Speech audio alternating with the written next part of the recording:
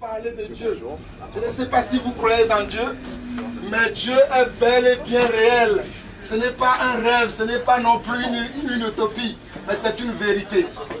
Je sais que beaucoup d'entre vous, vous passez votre temps à préparer votre retraite. Vous passez votre temps à préparer votre mariage.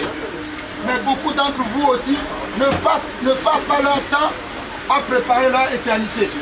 Nous devons préparer notre éternité, car il est réservé à nous les hommes de mourir une seule fois, d'après quoi vient le jugement.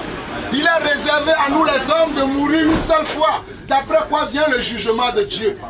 Mais la Bible déclare que celui qui croit en lui, celui qui confesse son Dieu comme son Seigneur et son Sauveur, ne mourra pas mais aura la vie éternelle. Nous sommes venus dans ce train, moi et mes frères, pour vous parler de Dieu, pour vous témoigner de l'amour de Dieu, car Dieu est le chemin, la vérité et la vie.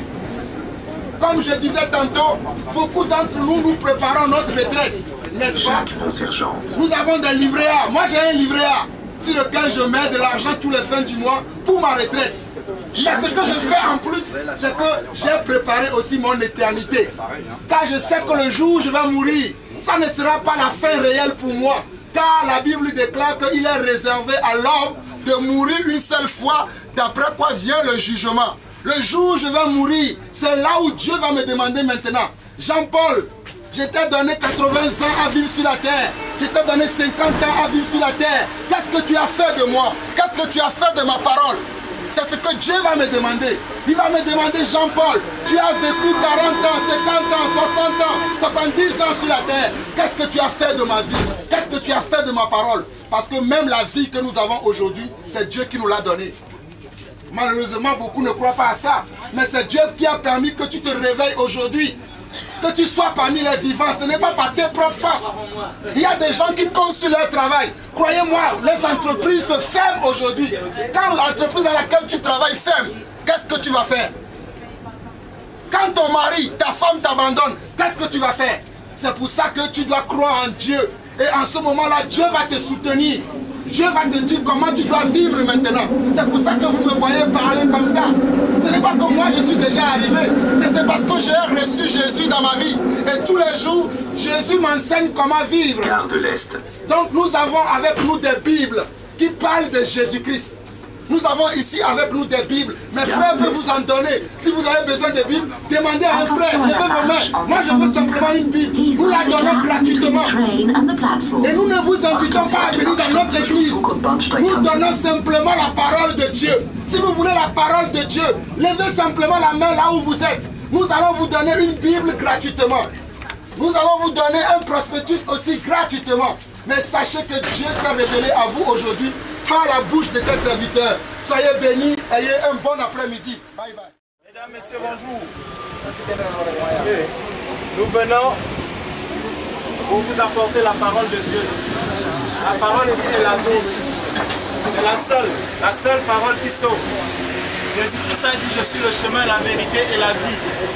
Nul ne peut être sauvé sans Jésus-Christ. Vous ne pouvez pas emprunter un autre chemin que celui que Jésus-Christ lui-même a emprunté. Jésus nous appelle à nous repentir de nos péchés. Nous tous qui sommes ici, personne de nous ne peut dire qu'il n'a jamais péché.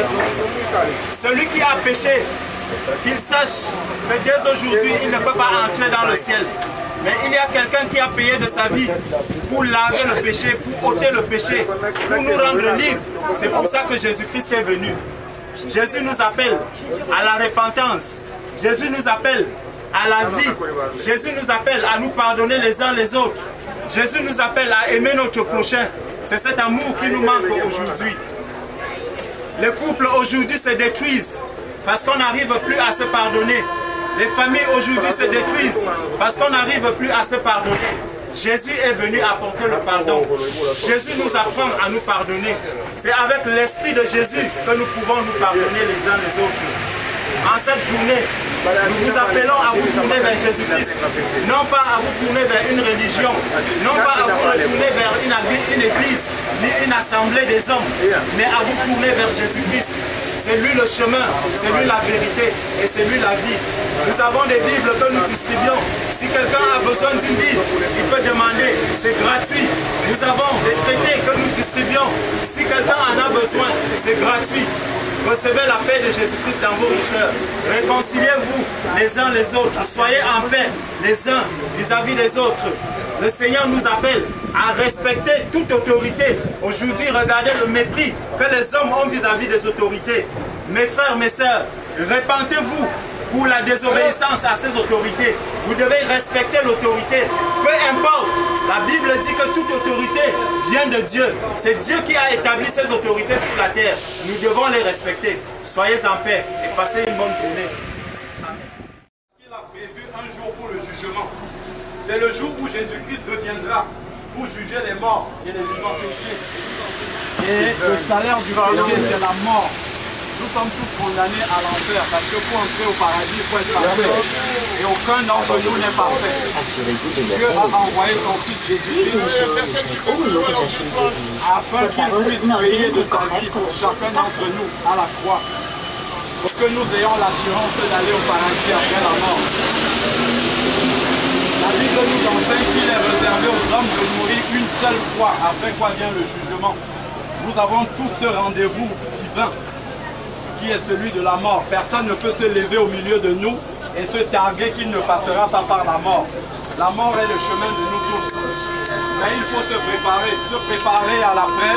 Ce n'est pas d'aller aux pompes funèbres pour organiser comment les obsèques vont se passer, c'est très bien. Mais ça c'est important pour ceux qui restent. Mais pour nous qui partons, il faut se préparer autrement. C'est d'avoir cette assurance-là de passer l'éternité auprès du Seigneur. Ne mettons pas notre espérance dans notre travail. Nous pouvons le perdre à tout moment. Ne mettons pas notre espérance dans l'immobilier. 54 secondes de tremblement de terre en Haïti, ça suffit pour que des milliers de personnes perdent tout ce qu'ils avaient mis dans leur économie, dans l'immobilier. J'en ai connu beaucoup comme ça. Donc notre espérance n'est pas là. Tout ce pourquoi nous combattons, nous courons tous les matins, nous nous levons, nous courons après l'argent. Mais l'argent ne pourra pas nous accompagner. Seule notre espérance dans notre cœur pourra nous accompagner après notre mort. Que le diable ne nous trompe pas. Il nous trompe avec tant de choses pour que nous ne nous posions pas les bonnes questions. La certitude, c'est que nous allons tous passer par la mort, sans aucune exception. Nous nous battons par tant de choses. Nous envoyons nos enfants à l'école, c'est très bien. C'est pour préparer leur avenir. Mais nous n'avons pas cette certitude qu'ils termineront même leur études. Moi, j'ai connu quelqu'un qui est mort le jour de la réception de son diplôme de fin d'études. Donc, il n'a même pas pu profiter de toutes les années qu'il a mis à se préparer. Par contre, la mort, on ne pourra pas y échapper. Nous allons tous devoir y passer. Et pour ça, il faut se préparer. Il faut faire la paix avec Dieu. Nous ne sommes pas venus pour vous enseigner une religion. Nous n'en avons pas. Mais c'est vraiment d'avoir une relation personnelle avec Dieu. Dieu veut venir habiter dans le cœur des êtres humains. Pouvoir aimer son prochain comme soi-même. C'est ce que Dieu nous demande. Que Dieu vous bénisse tous abondamment. Nous passons pour distribuer la parole de Dieu, qui est la parole la plus importante que nous ayons reçue de toute la vie. Donc, si quelqu'un veut recevoir la parole de Dieu, on la distribue. Si quelqu'un a besoin de la Bible, la parole de Dieu qui est gratuite, nous la distribuons aussi gratuitement. Et on n'attend rien de personne, juste vous donner cette parole-là. Que Dieu vous bénisse abondamment. Dieu veut mettre le pardon dans notre cœur et de nous apprendre à vivre avec notre prochain dans la paix, pouvoir pardonner à ses ennemis. C'est ça le problème de notre société. C'est que nous avons tourné les doigts à Dieu. Et maintenant nous sommes en proie à tous les problèmes, toutes ces difficultés. Que Dieu vous bénisse abondamment. Salut de la part de notre Seigneur Jésus-Christ qui nous aime. Il nous envoie pour vous dire qu'il nous aime et qu'il veut vous sauver. Il veut que chacun de nous puisse venir au paradis avec lui. Mais c'est pendant qu'on est vivant dans ce débat. Regardez la mort du Koga. Toutes les prières, toutes les morts, ça ne sert à rien. C'est pendant qu'on est vivant dans la paix. Le chemin, le seul pour aller au paradis, c'est que nos péchés puissent être pardonnés. Parce que le paradis est saint, il est parfait. C'est un endroit où Dieu est. Et Dieu est saint, il est parfait. Aucun d'entre nous ne sommes saints.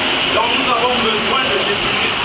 Jésus-Christ qui a payé sa vie à la croix pour que nous ayons ce salut-là. Ce salut, il est gratuit, mais il faut l'accepter. Il faut le recevoir dans son cœur. Nous nous préparons pour tant de choses. Mais la seule chose la plus importante, devant laquelle aucun de nous ne va échapper, c'est la mort. Mais est-ce qu'on la prépare? Où est-ce que tu iras pour passer l'éternité? L'éternité, ce n'est pas une question de 5 minutes, de 10 minutes, de 1 an, de 2 ans. C'est vraiment l'éternité, toi on n'en sort pas. Et c'est pendant qu'on est vivant, la Bible dit qu'il est réservé aux hommes de mourir une seule fois. Lorsque vous voyez quelqu'un mort, son sort est scellé pour l'éternité. Il ne pourra plus revenir se mettre à votre place pour entendre ce message et prendre une décision. C'est pendant qu'on est en train d'entendre ce message maintenant, il faut ouvrir son cœur. Parce que vous ne savez pas, votre souffle de vie ne vous appartient pas. Vous ne savez pas si c'est la seule fois et la dernière que vous entendez ce message. Ce n'est pas par hasard que vous êtes dans ce train. Ce n'est pas par hasard que nous sommes dans ce train. Ce n'est pas par hasard que nous parlons de ça aujourd'hui. C'est parce que Dieu a décidé que vous devez entendre ce message aujourd'hui. Parce que lui, il connaît votre vie. Il connaît votre lendemain. Il connaît les maladies qui sont en vous. Peut-être que dans 5 minutes, tu vas faire un AVC. Tu ne pourras même plus entendre ce message. Tu vas peut-être faire une rupture d'anévrisme. Tu ne sais pas. Parce que Dieu, lui, le sait. Et il sait pourquoi il adresse ce message-là aujourd'hui. Si vous entendez sa parole, n'endurcissez pas votre cœur. Parce qu'il faudra, lorsque tu vas rencontrer ton Seigneur, il faudra que tu lui montres que tu es parfait. Or, personne d'entre nous n'est parfait. C'est pour ça que nous avons besoin de Jésus. Lui, le parfait, il est venu pour nous donner sa vie. Sa vie, la vie éternelle, elle est gratuite. Elle est gratuite. Nous ne prêtons pas une religion. Nous parlons juste de Jésus. Celui qui a donné sa vie pour toi, pour moi, il veut nous sauver. Il veut changer notre cœur.